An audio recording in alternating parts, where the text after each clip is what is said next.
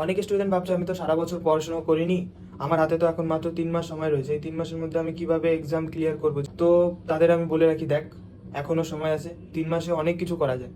তার জন্য তোকে কিছু স্মার্ট ওয়ার্ক করতে হবে, তোকে কিছু স্যাক্রিফাইস করতে হবে। যে না, আমি আমার ইগোকে সাইড রেখে আমি সেই চ্যাপ্টারগুলো কমপ্লিট করব যে চ্যাপ্টারগুলো থেকে বেশি কোশ্চেন আসে, এবং শর্ট লেকচারের থ্রু আমি ওই চ্যাপ্টারটাকে পড়বো। তারপরে আমি তার কোশ্চেন লাগাবো, অবশ্যই প্রিভিয়াস ইয়ার কোশ্চেন লাগাতে হবে। এখন যত তুই প্রিভিয়াস ইয়ার কোশ্চেন লাগাবি তত তুই কোশ্চেনের প্যাটার্ন বুঝতে পারবি, এক্সাম হলে গিয়ে সেই মতো তুই এক্সাম সলভ করতে পারবি। ঠিক আছে, তো তোকে সেরকম অ্যাপ্রোচ রাখতে হবে যে না, আমি এখন এই অলরেডি আমি বলে দিয়েছি তোদের হয়তো ভিডিওতে, যে কোন সাবজেক্টে কোন চ্যাপ্টারগুলো ইম্পর্টেন্ট, সেই চ্যাপ্টারগুলো প্রথমে তুই দেখ, এবং সেই চ্যাপ্টারের প্রত্যেকটা টপিকের একটা করে লেকচার দেখ, শর্ট লেকচার বা অন শর্ট দেখ।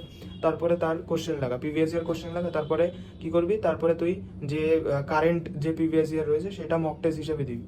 ঠিক আছে, এইভাবে তোর একটা প্রিপারেশন তৈরি হয়ে যাবে 3 মাসের মধ্যে। ঠিক আছে, তো তোর 99% এসে যাবে তুই যদি এখন ভালো মতন 10 ঘন্টা 12 ঘন্টা ধরে পড়িস।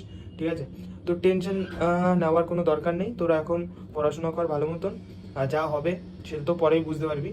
তোর যতটুকু এফার্ট দেওয়ার পুরোটা দে। আর যেই মেন্সে সেকেন্ড অ্যাটেম্পে তুই আরও ভালো করবি, তারপরে অ্যাডভান্সের জন্য প্রিপারেশন করবি, অ্যাডভান্স হয়ে যেতে পারে। এত ভয় পাওয়ার দরকার নেই।